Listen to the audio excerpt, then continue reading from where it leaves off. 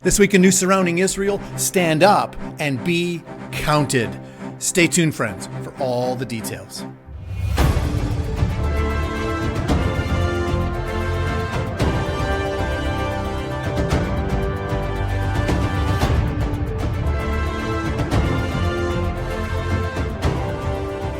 Well, shalom, everyone. Welcome once again to this week's newscast. I'm Robert Gottselig, your host. And this past Sunday, my wife and I had the privilege of attending an evening with Holocaust survivor Mariette Rosen Doduck at Beth Jacob Synagogue.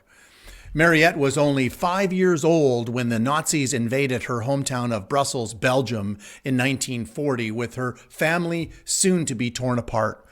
From that moment, her and her siblings found themselves scattered across the city and countryside, hiding with non-Jews in convents and orphanages. She told us how they couldn't even take a suitcase along with them, but rather they dressed in layers so they could take extra clothes alongside them.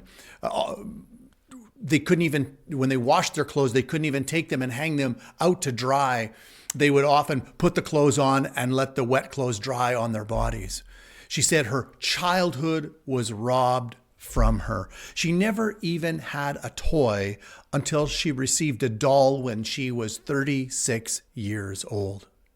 She fled from the Nazis for 5 years, and she learned how to pick locks, throw a knife, jump from moving vehicles, and she even shared a story of how she survived a sewer filled with rats as she hid from the Gestapo.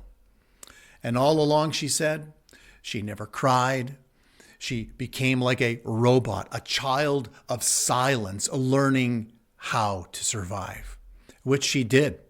And she arrived in Canada in 1947, around the age of 12 years old, with her 3 siblings, and she currently resides in Vancouver.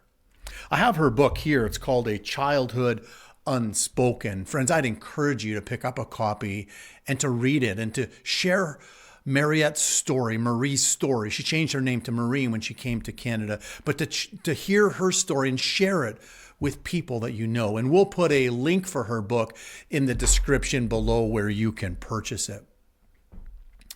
But friends, since Marie came to Canada, she's been very active with the Vancouver Holocaust Education Center, telling her story. She also co-chaired the 2019 conference of the World Federation of Jewish Child Survivors of the Holocaust. And she, like so many other Holocaust survivors, have and still are working tirelessly, educating the world on the horrors the Nazis committed, the systematic murder of 6 million Jewish people, telling that story tirelessly so that this never, ever happens again. Friends, it was heartbreaking to hear her stories last Sunday. But what was even more heartbreaking is this, that she asked the question, is all our stories we've shared from that time and the Holocaust education we have been doing all these years, is it being for nothing? She said that because what we are seeing happening in Canada and around the world, friends, is horrific and alarming. She said it's almost like reliving her childhood all over again as antisemitism and false characterizations, disinformation about the Jewish people continue to flood our society with little to nothing being done about it. Look, I've been speaking out about the pro-Palestinian movement here in Canada. Again, nothing has been done to stop it. In cities like Toronto and Montreal especially, hatred, misinformation, and disinformation is directed at Israel and the Jewish people, and it seems to surface almost weekly. Take a look at what took place in Toronto just a few weeks ago. Have a look. Long live the Intifada!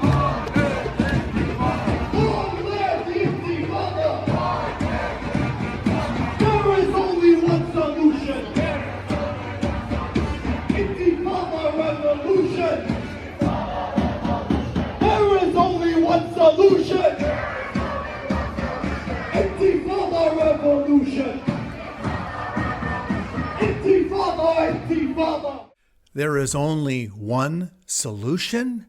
Intifada revolution? In other words, kill the Jews?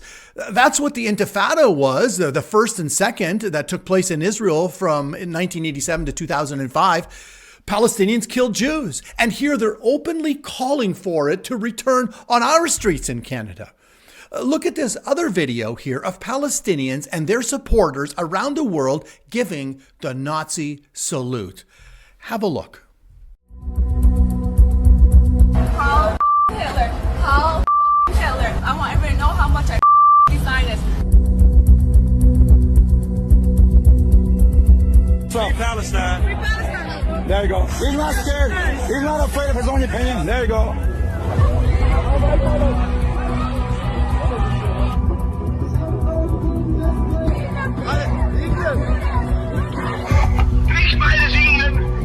Free Palestine.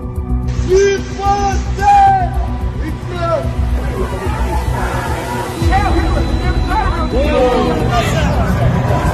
Nazi salute.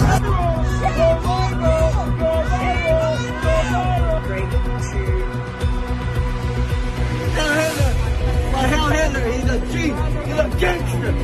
I wish he raided all you guys, bro. And the world was in a better place. Jewish people are evil. I think Hitler was onto something. Oh, there we go.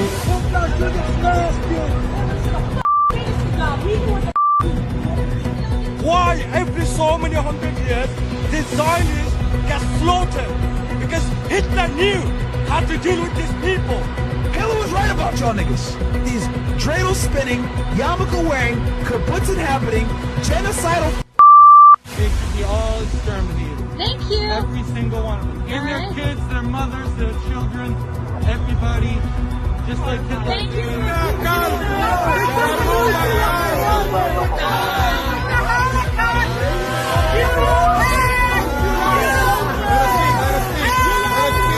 Final solution is coming your way.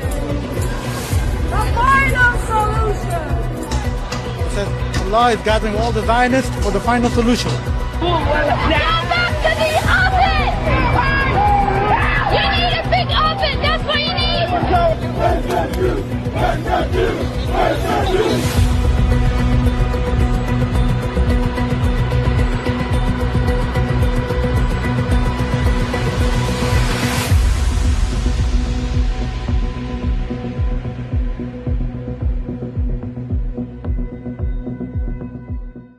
We got serious problems, folks, in our country and around the world.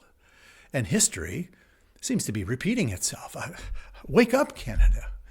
You know, when somebody asked Marie last Sunday night, what can we do about this growing anti-Semitism here in our country? Her response was simple: stand up and be counted. Don't remain silent. Get involved. Speak out. Email. Write. Speak to your councillors, mayors, MLAs, premiers.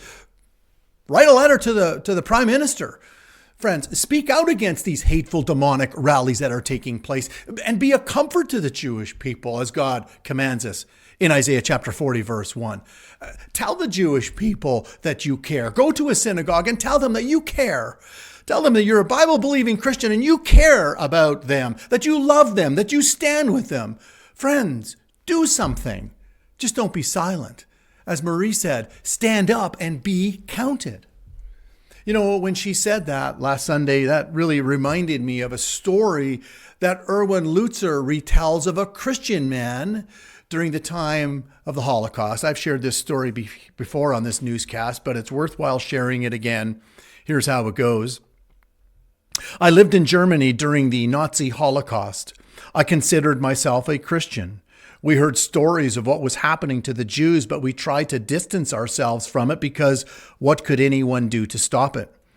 A railroad track ran behind our small church, and each Sunday morning we could hear the whistle in the distance, and when the wheels and then the wheels coming over the tracks. We became disturbed when we heard the cries coming from the train as it passed by. We realized that it was carrying Jews like cattle in the cars. Week after week, the whistle would blow. We dreaded to hear the sound of those wheels because we knew that we would hear the cries of the Jews en route to a death camp. Their screams tormented us. We knew the time the train was coming, and when we heard the whistle blow, we began singing hymns. By the time the train came past our church, we were singing at the top of our voices. If we heard the screams, we sang more loudly, and soon we heard them no more. Years have passed and no one talks about it anymore, but I still hear that train whistle in my sleep. God forgive me, forgive all of us who called ourselves Christians, yet did nothing to intervene. Stand up, friends, and be counted. Listen to the plea from Marie. Friends, don't be silent. Stand up and be counted. And with that, and until next time, thanks for joining us on another episode of In News Surrounding Israel.